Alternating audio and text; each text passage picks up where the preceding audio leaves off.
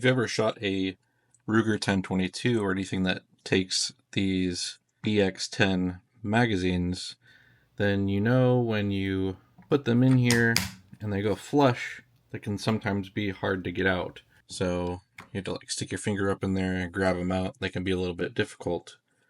But TandemKross makes a product called their Companion Extended Magazine.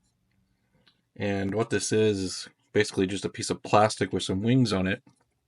But it fits up inside this recess here. I'll have to figure out which way it goes forward, but you can swap it around, I think.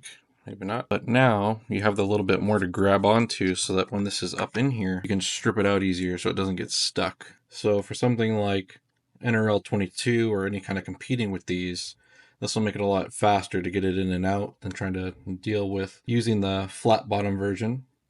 They're relatively cheap. I think I paid 20 bucks. And you get a pack of 2 of them, and then it comes with some hardware. So I'll just start putting these together now and then see how they work. So each plate adapter is going to have one larger screw, or one larger bolt, one nut, the little plastic logo piece, and then 4 of these small screws.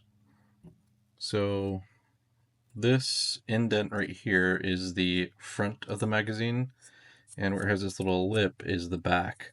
You're going to take this piece, you're going to put the nut in that retaining hole right there, find the T-shaped channel that it has, and then face that towards the front of the magazine.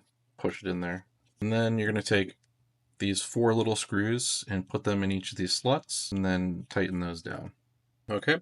And the other part you have is the actual like bottom bumper piece with the little wings, and obviously there's a T cut out here, so you're just going to match those together, push them together, and then the TandemKross little logo piece goes inside this hole.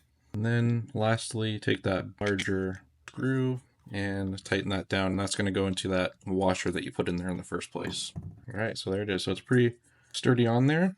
Now, when you insert these into the Magwell, you have at least a little bit right here so that when it's empty, you can strip it out much easier. So, pretty cool little product.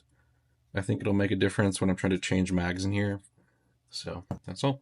And this is how they fit on the RPR.